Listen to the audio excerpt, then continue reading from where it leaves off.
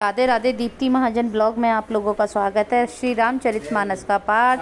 जय श्री राधे। आइए सब लोग सुनते हैं। हरे कृष्णा कृष्णा कृष्णा हरे हरे, हरे रामा रामा रामा हरे हरे। जय श्री राधे। कठोर होता है, कठोर से भी कठोरतम वज्र होता है। तो कहाँ वज्र से भी बढ़कर ये धनुष और कहाँ ये कोमल शरीर वाले हमारे श्याम सुंदर। कौन है श्याम सुंदर? श्री राम जी महाराज। तो क्या कहते हो, आज धनुष टूट जाएगा? टूट जाएगा आज।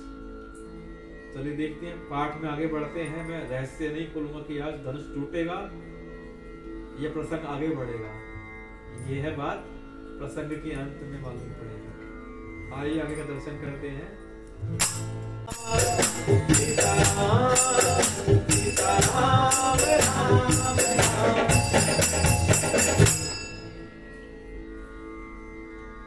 विधि के ही भांति धरो उर धीरा, सिरस सुमन कन बेधिया हीरा। हे विधाता, मैं हृदय में किस तरह धीरज धरूं? सिरस के फूल के कण से कहीं हीरा छीना जाता है। सिरस का एक फूल होता है, बहुत मुलायम फूल, सरल फूल तो सारे ही मुलायम होते हैं। अब बताइए, फूल से भी कभी कोई हीरा छेदा जाता है? कभी कान में जो छिद्र करते हैं वो किससे करते हैं? सुई से करते हैं, मेटल की सुई होती है। लेकिन फूल से कभी छिद्र होते हैं? कान में नहीं होते। हीरा कभी नहीं बनाया जाता छिद्र करके। ये सारी की सारी सभा भोली है, ये बावली हो गई ये सारी की सारी सभा। अब माता जानकी धनुष से कहती हैं, धनुष से प्रार्थना करती है शिव धनुष की तरफ कि हे शिव जी के धनुष, अब तो मुझे तुम्हारा ही आसरा है। अब माता का रुख शिव जी के धनुष की तरफ हो गया है। शिव जी के धनुष की प्रार्थना कर रही है माता जानकी, उनको देखे जा रही है।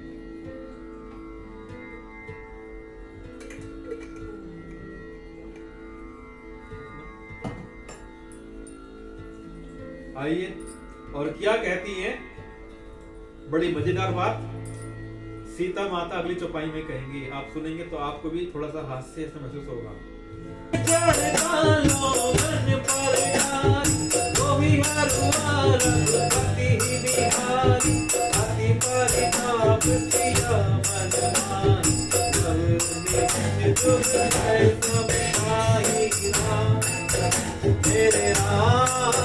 मेरे राम राम राम, सीता राम सीता राम, राम सिया राम जय जय राम, राम सिया राम जय जय राम, राम सिया राम जय जय राम, राम सिया राम जय जय राम, राम सिया राम जय जय राम, राम सिया राम जय जय राम, राम सिया राम जय जय राम, राम सिया राम जय जय राम। मेरे राम राम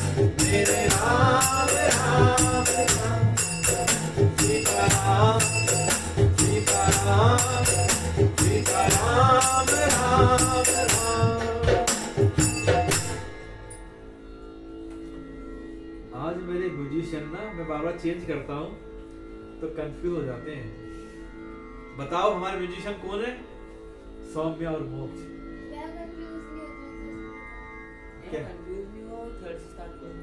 हाँ कोई नहीं, इसलिए मैंने वो बीच में स्पेसिफिकली को हिंट दे दिया कि मैं ऐसे गाने वाला हूँ। कभी कभी सरप्राइज दे देता हूँ मैं गाते का। तो माता जानकी अब शिव धनुष से क्या कह रही है, क्या प्रार्थना कर रही है कि हे शिव जी के धनुष, मुझे अब तुम्हारा ही आसरा है। जो तुम्हारा भारीपन है, जो तुम्हारा भारीपन है, वो इन सब मूर्ख राजाओं के सर पे डाल दो। जितने मूर्ख राजा बैठे हैं अपना भारीपन सब पे डाल दो और हल्के हो जाओ। श्री रघुनाथ जी उनके कोमल शरीर को देखकर, सुकुमार शरीर को देखकर उतने ही हल्के हो जाओ ताकि मेरे कोमल से राजकुमार आपको उठा सके। इस प्रकार सीता जी के मन में बड़ा ही संताप हो रहा है। निवेश का एक लय अंश भी 100 युगों के समान बीत रहा है। अब ऐसी स्थिति बन गई है कि एक एक पल माता जानकी को भारी लग रहा है, एक एक अंश माता को युगों के समान लग रहा है।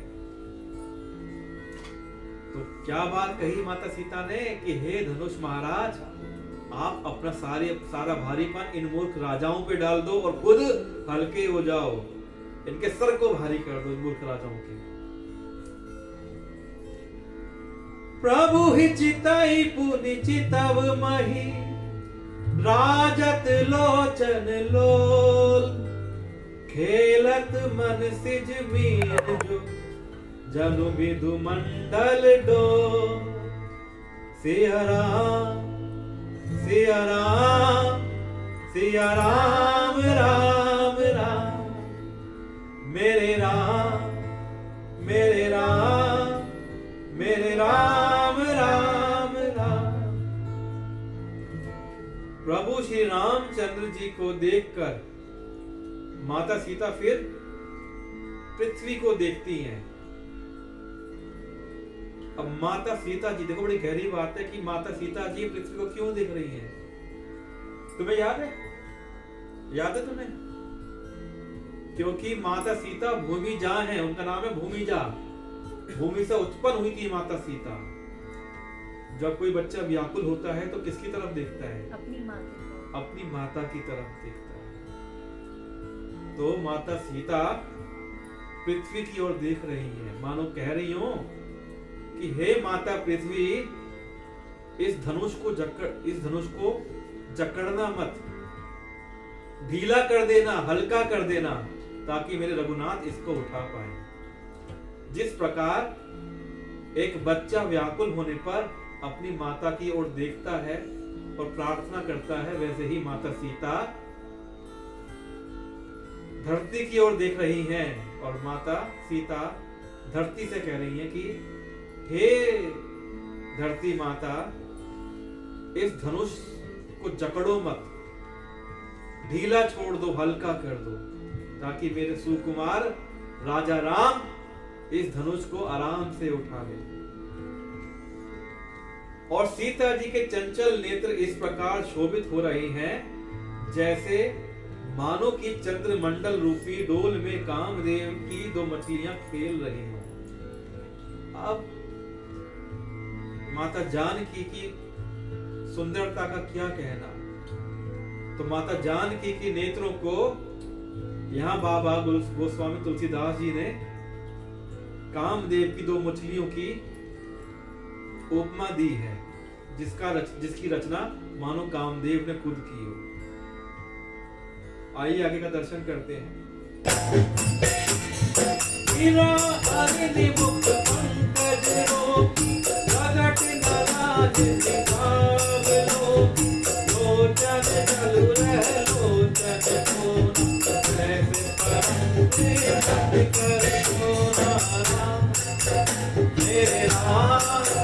मेरे राम राम राम, सीता राम सीता राम सीता राम राम राम।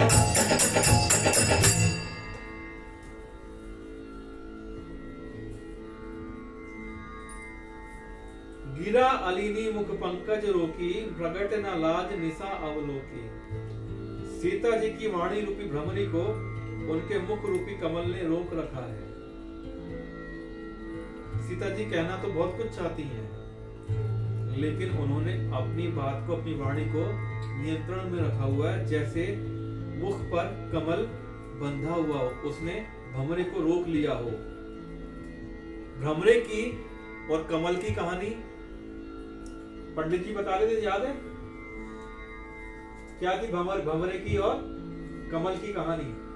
भंवरा उसी पे आके बैठता है। भंवरा कमल पे आके बैठता है और रसपान करता है, लेकिन कमल की नियति है, कमल की आदत है प्रतिदिन शाम को अपना मुख बंद कर देना, अपनी पंखियां समेट लेता है कमल, और उस कारण भंवरा उस कमल में फंसा रह जाता है। भंवरे को होता है मैं सब वस्तु से, भंवरे को इतनी आसक्ति होती है, कमल से इतना प्रेम हो जाता है कि वो सारा रसपान करना चाहता है, लेकिन उसी में जब शाम को कमल मुख बंद करता है, पत्तियां समेटता है, तो वो उसी में बंद रह जाता है। तो उसी प्रकार सीता जी की जो वाणी है, इसी प्रकार अपनी अधरों से, अपने होंठों से बाहर नहीं आ रही है। अधर किसे बोलते हैं बेटा? होंठों को बोलते हैं, याद रखना इसलिए बसना। तो अधर किसे बोलते हैं?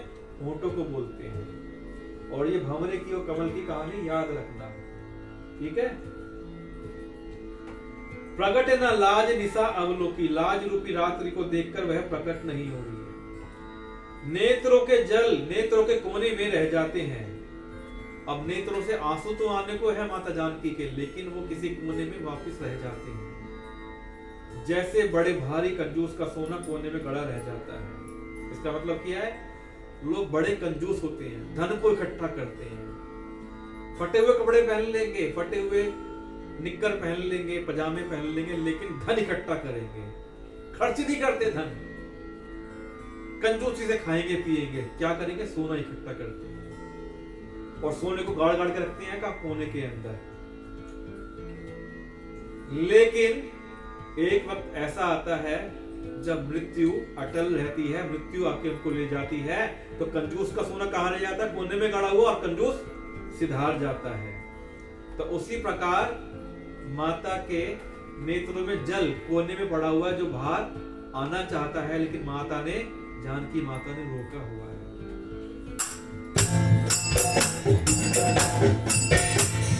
राम सिया राम सिया राम जय जय राम, राम सिया राम सिया राम जय जय राम।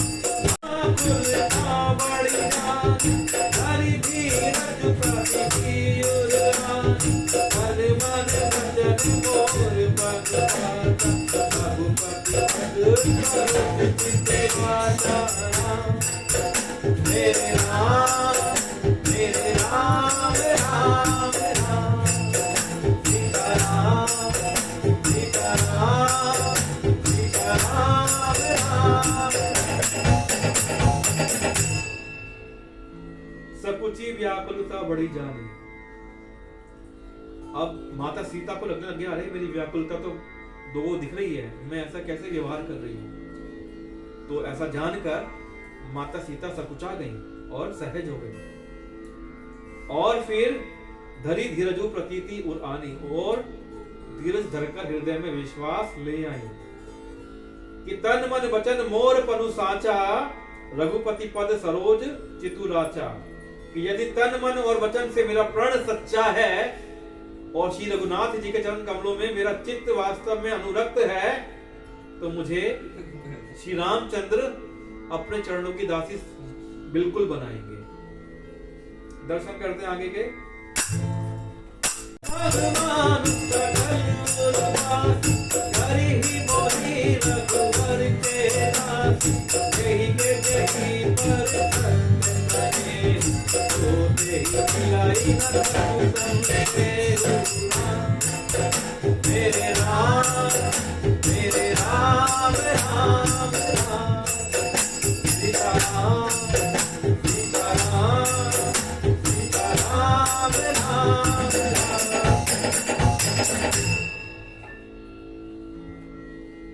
कि तो भगवानु सकल उर्वासी, करी ही मोही रघुबर कह दासी। इसके आगे जो चौपाई है वो एक सिद्ध चौपाई है, मंत्र है।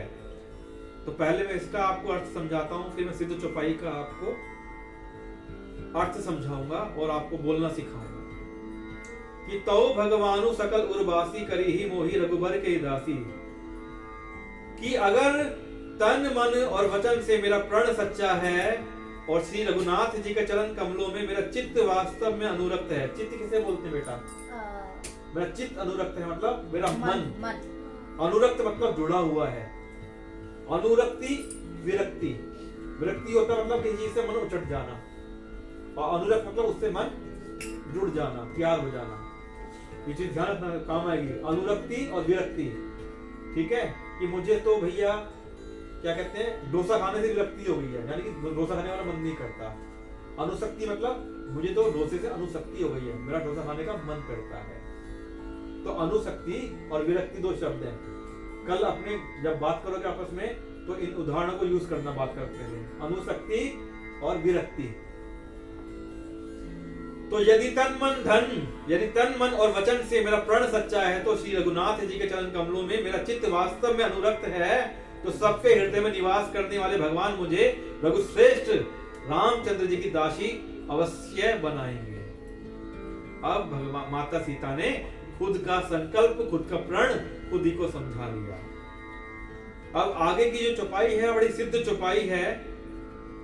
अगर आप चाहते हैं किसी को आकर्षित करना, अपने भगवान को रिझाना हो, प्रेमी को रिझाना हो, उसके लिए यह चौपाई है। या फिर कहीं आप इंटरव्यू देने जा रहे हैं, इंटरव्यू देने वालों को रिझाना है कि आप चाहें कि वो आपके लिए फेवर करे, आपके अंदर आकर्षण आ जाए, उसके लिए यह चौपाई है।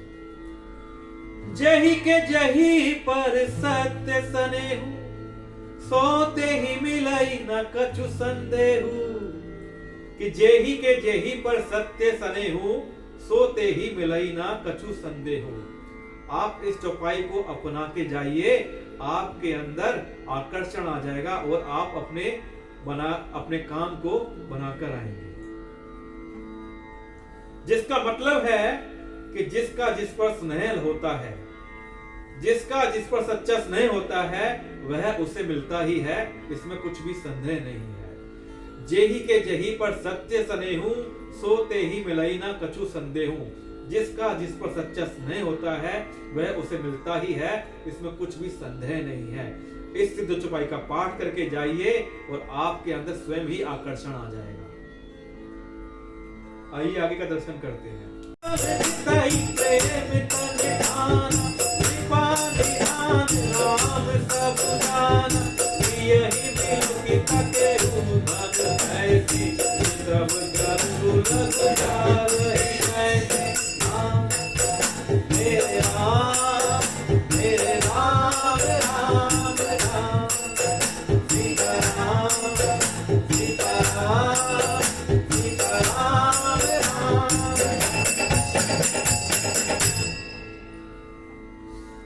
अब प्रभु की ओर देखकर सीता जी ने शरीर के द्वारा प्रेम ठान लिया।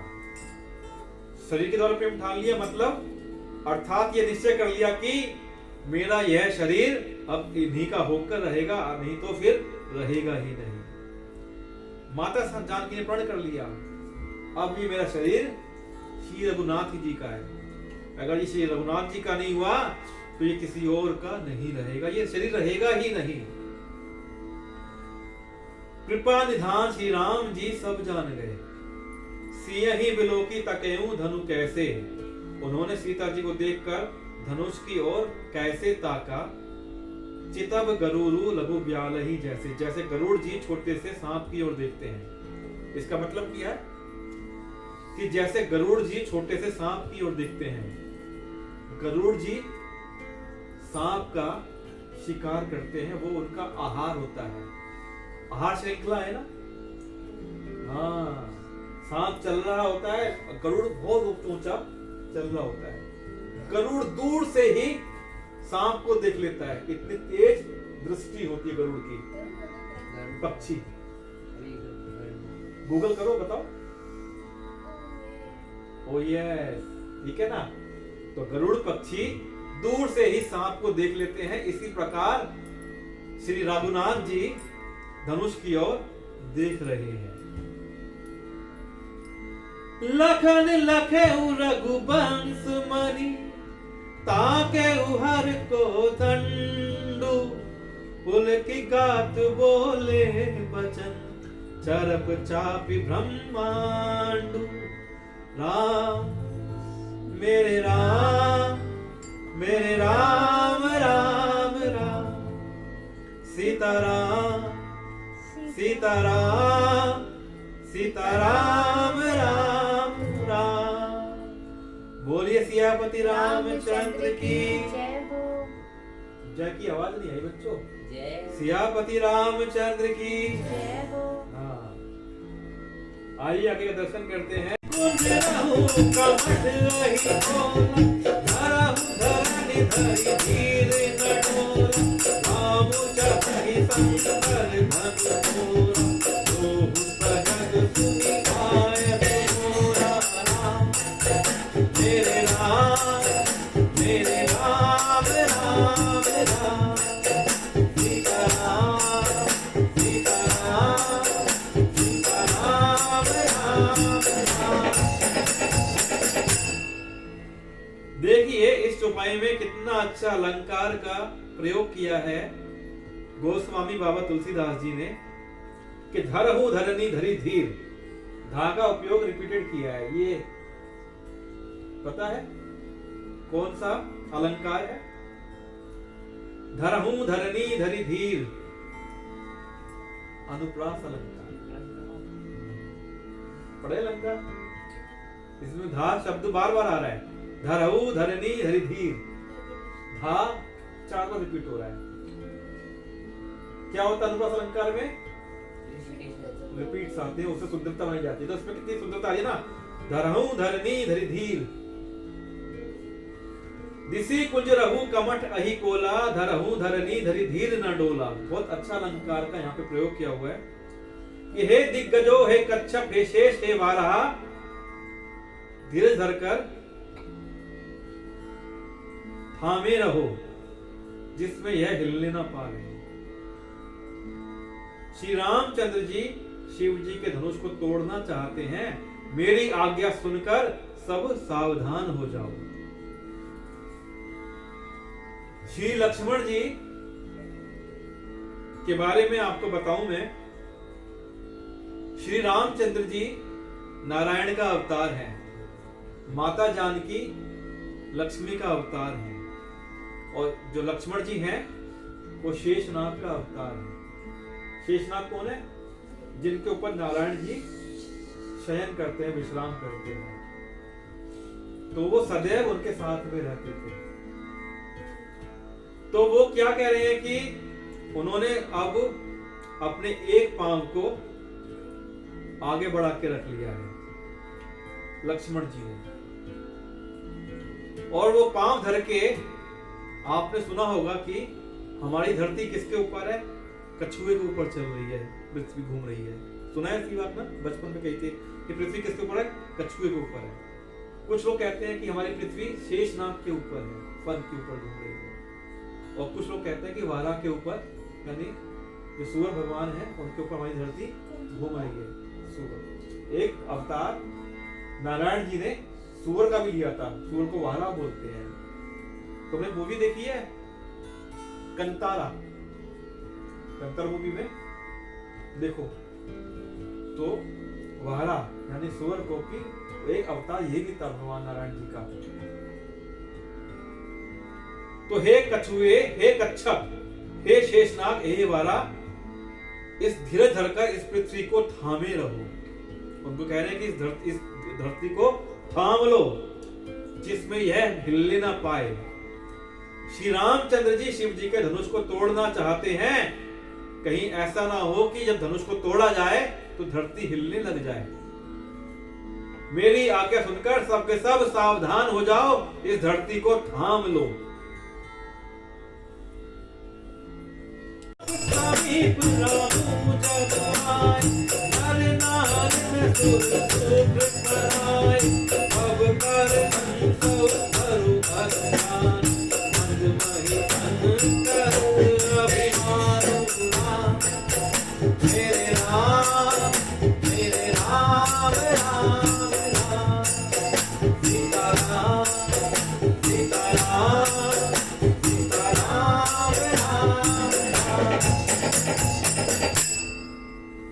और फिर श्री रामचंद्र जी जब धनुष के समीप आए, चाप समीप रामू जब आए, तब सब स्त्री पुरुषों ने देवताओं और पुण्यों को मनाया। नर नारी ने सुर सुकृत मनाए।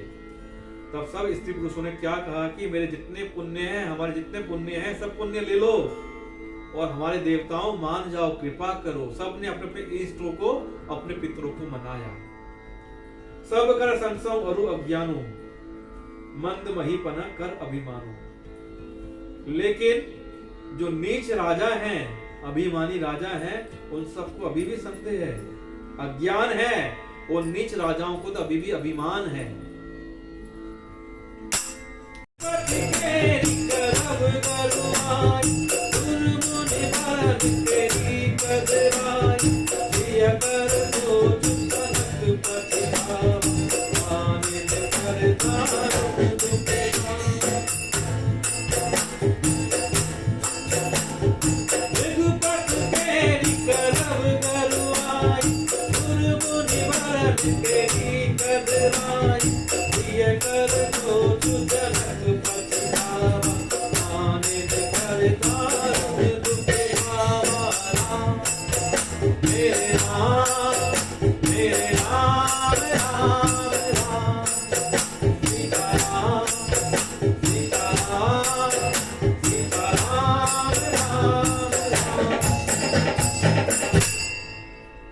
भृगुपति केरी गर्भ गरुआई, सुर मुनि बरन केरी कदराई।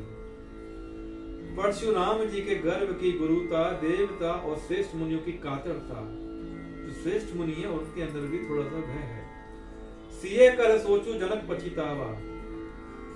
अब सीता जी की सोचकर जनक जी पछता रहे हैं। उनको अभी भी संदेह है ना, संदेह मिटा नहीं है। जब तक धनुष नहीं टूटेगा संदेह बना रहेगा। रानी कर दारुण दुख दावा। जनक को पश्चाताप हो रहा है अपने संकल्प का, और रानियों को तो विलाप कर रही है रानियां।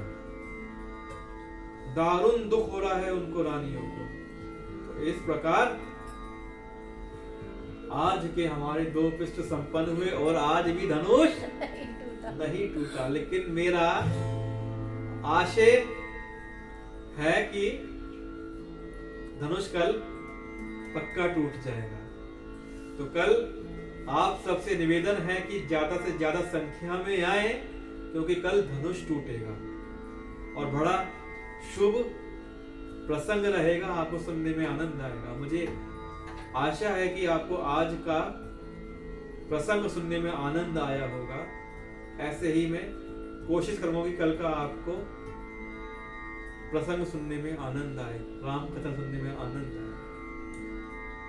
इसी के साथ ही आपसे आज्ञा लूंगा। आज्ञा लेने से पहले आपसे प्रार्थना करता हूं राम सिया राम सिया राम जय जय राम।